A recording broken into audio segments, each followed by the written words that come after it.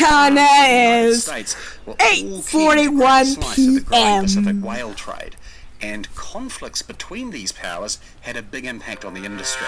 For example, OMG, watch out reason for British whaling fly. dramatically increased He's in the Pacific at the imposter start of this the 19th time. century is because of the Napoleonic War. French warships were attacking British whalers in the Atlantic, so they came to the Pacific instead. Then the 1810s saw a downturn in British whaling when the Brits and Americans started fighting the War of 1812. From the 1830s, the Pacific whaling trade became dominated by ships sailing out of Massachusetts in the United States. By that point, there were a lot of whalers sailing around the coasts of Aotearoa. Historian Alexander McClintock estimated that by 1839, about 200 whaling ships were passing through our waters every year. Partly that was because of a sailor called Jackie Gard, who reported seeing a bunch of whales near to shore in Moana Ora. Nacho! White night mean that means. As historian Alfred Reed put it, It was a lucky day for Gard, but a very unlucky day for the whales. The whales Jackie Gard saw were Tohora.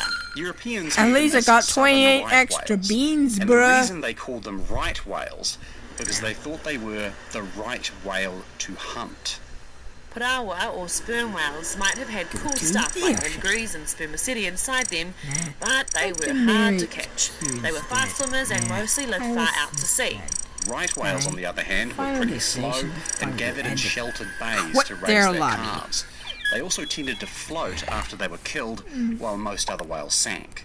That made right whales easy Hello, targets, not everyone. just for ship whalers, but I'm also here. called shore whalers too. These shore whalers, as you might have guessed, operated from the shore, using large boats. I'm ready. A German scientist, Ernst Diefenbach, watched shore whalers at work in the Bay of Islands in 1839 and gave this fairly graphic description. Gasping in the agonies of death, the tortured animal throws up jets of blood, dyeing the sea all around, beating about with its tail, but it at length dies, exhausted from the many wounds Now inflicted. 8:43 p.m. Then the dead whale had to be hauled back to a whaling station to do the processing that other whalers did on board ships.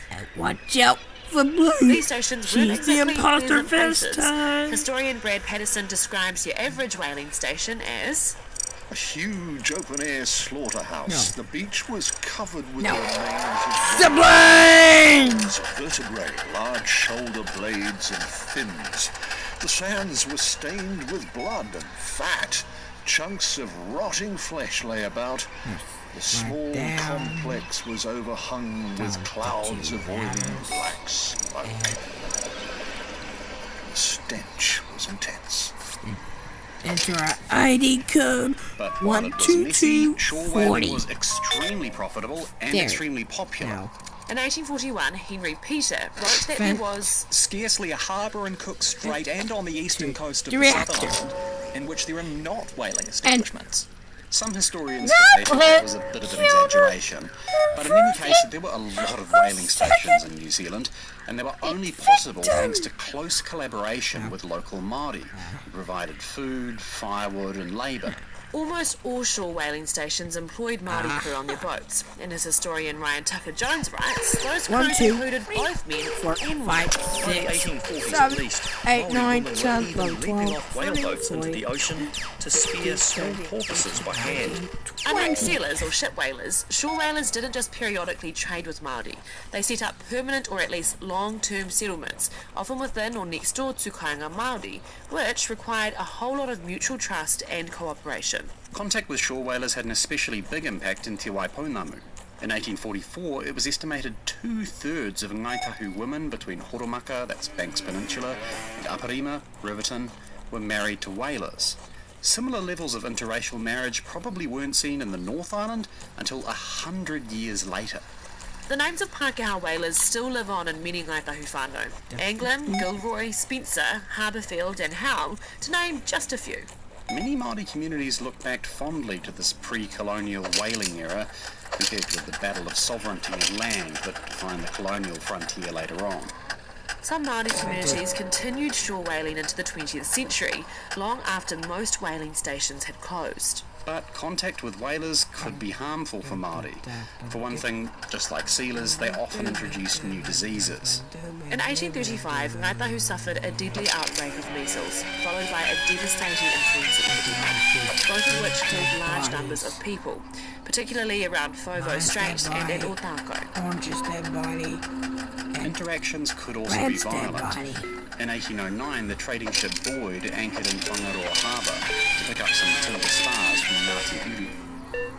But then Ngāti Uru found out that the Boyd's captain had flogged and starved a young rangatira who'd sailed with the ship from Sydney. They attacked and killed most of the Boyd's crew, about 70 people. Then, the ship's gunpowder store was accidentally ignited. The explosion killed several Māori and destroyed the ship. A group of whalers mistakenly thought the Ngāpuhi chief Te Pahi was to blame for this incident. In 1810, the crews of 5 whaling ships attacked Te Pahi's pa on an island in Wairua Bay. Up to 60 people were killed and the pa was destroyed. That event triggered a wider war among Māori in the area. Te Pahi was killed in the fighting, and visits from European ships reduced dramatically for a few years because of the conflict.